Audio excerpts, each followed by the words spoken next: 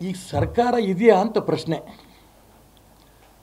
ನವೆಂಬರಲ್ಲಿ ಸರ್ಕಾರದ ಬಗ್ಗೆ ಕ್ರಾಂತಿ, ಕಾಂಗ್ರೆಸ್ಸಲ್ಲಿ ಕ್ರಾಂತಿ ಇದು ಹೇಳ್ತಾ ಇದ್ದಾರೆ. 50 ಕೋಟಿ ಕಾಂಗ್ರೆಸ್ ಶಾಸಕರಿಗೆ, 20 ಕೋಟಿ ವಿರೋಧ ಪಕ್ಷದ ಶಾಸಕರಿಗೆ ಮೂಗಿ ತುಪ್ಪ ಹಚ್ಚಿ ಕೈ ಬಿಟ್ಬಿಟ್ಟಿದ್ದಾರೆ. ಶಿವಮೊಗ್ಗ ನಗರದ ಯಾವ ಭಾಗದಲ್ಲಿ ಹೋದರೂ ಕೂಡ ಗುಂಡಿ. ಇದ್ರ ಬಗ್ಗೆ ಬರುವಂಥ ದಿನಗಳಲ್ಲಿ ನಾವು ರಾಷ್ಟ್ರಭಕ್ತ ಬಳಗದಿಂದ ಒಂದು ಹೋರಾಟ ತಗೋಬೇಕು ಅಂತ ಅಂದ್ಕೊಂಡಿದ್ದೀವಿ. ಇರಲಿ, ಆದರೆ ಈ ಸರ್ಕಾರಕ್ಕೆ ಹೃದಯ ಇಲ್ಲ, ಕೂಗಿದ್ರೆ ಕಿವಿ ಕೇಳಿಸಲ್ಲ, ಗುಂಡಿಗಳು ನೋಡೋಕ್ಕೆ ಕಣ್ಣು ಇಲ್ಲ. ಹೃದಯ, ಕಿವಿ, ಕಣ್ಣು ಇಲ್ಲದೇ ಇರೋಂಥ ಸರ್ಕಾರದ ಹತ್ರ ಎಷ್ಟು ಹೇಳಬೇಕು ನಮಗಂತೂ ಅರ್ಥ ಆಗಲ್ಲ. ಆದರೆ ಕಾಂಗ್ರೆಸ್ನಲ್ಲೇ ಇರೋಂಥ ಗೊಂದಲಗಳು 100. ಜಾತಿ ಜನಗಣತಿ ಸುಮ್ಮನೆ ಲಿಂಗಾಯತರನ್ನ ಛಿದ್ರ ಮಾಡಿಬಿಟ್ರು. ಹಿಂದೂ ಧರ್ಮವನ್ನು ಒಡೆಯೋ ಪ್ರಯತ್ನ ಮಾಡಿ ವಿಫಲರಾದರು.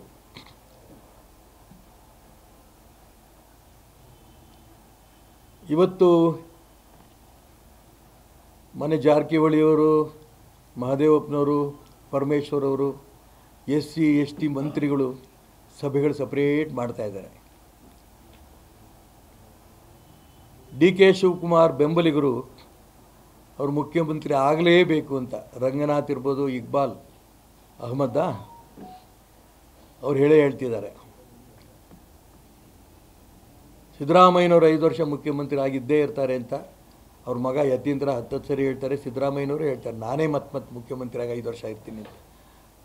ಮುಖ್ಯಮಂತ್ರಿ ಮತ್ತೆ ಹೇಳ್ತಾ ಇದ್ದಾರೆ ಅಂದರೆ ಅರ್ಥ ಅಲ್ಲೇ ಅನುಮಾನ, ಇವ್ರು ಇರ್ತಾರೋ ಇಲ್ಲೋ ಅಂತ. ಆದರೆ ಕೇಂದ್ರದ ಕಾಂಗ್ರೆಸ್ಸಿನ ಹೈಕಮಾಂಡಿನ ಒಬ್ಬ ನಾಯಕರು ಕೂಡ ಬಾಯಿ ಬಿಡ್ತಾ ಇಲ್ಲ.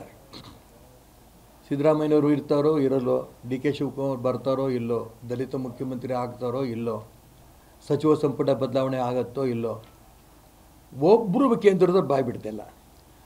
ಆದರೆ ಸಿದ್ದರಾಮಯ್ಯನವ್ರ ಶಿಷ್ಯಂದರು, ಅವ್ರ ಬೀಗರು ಸಲೀಂ ಅಹಮದ್ ಮತ್ತು ಜಮೀರ್ ಅಹಮದ್ ಮತ್ತೆ ಹೇಳ್ತಾರೆ ಸಚಿವ ಸಂಪುಟ ವಿಸ್ತರಣೆ ಆಗುತ್ತೆ, ನವಂಬರ್ಲಾಗುತ್ತೆ. ಬೇರೆ ಯಾರೂ ಹೇಳ್ತಿಲ್ಲ, ಅವರಿಬ್ಬರೇ ಜಾಸ್ತಿ.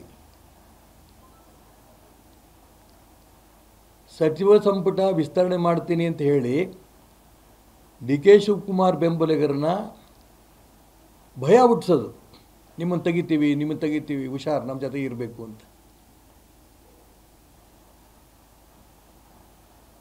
ಈ ರೀತಿ ಕಾಂಗ್ರೆಸ್ನ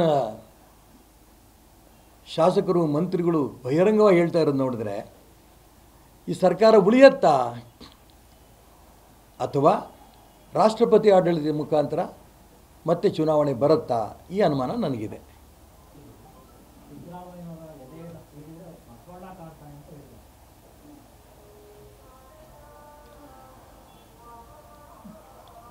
ಮುಖ್ಯಮಂತ್ರಿಗಳಿಗೆ ಬಾಲಂಗೋಚಿಗಳು ಕೆಲವೆಲ್ಲ ಇದ್ದಾವೆ ಮಂತ್ರಿಗಳಲ್ಲಿ.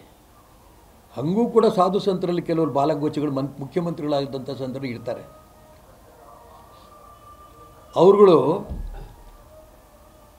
ಅವ್ರುಗಳು ರಾಜಕಾರಣಿಗಳು ಇಬ್ಬರು ಗಮನಿಸಿ. ಹುಬ್ಬಳ್ಳಿಯ ಒಂದು ಸಮಾವೇಶ, ಅಲ್ಲಿ ಹೋಗ್ತಾರೆ, ಎಲ್ಲ ಹಿಂದೂ ಅಂತ ಬರ್ಸಿ ಅಂತಂತಾರೆ.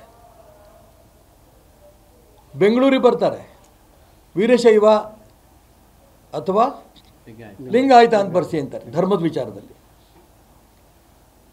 ಎಲ್ಲ ಅವಕಾಶವಾದಿಗಳು.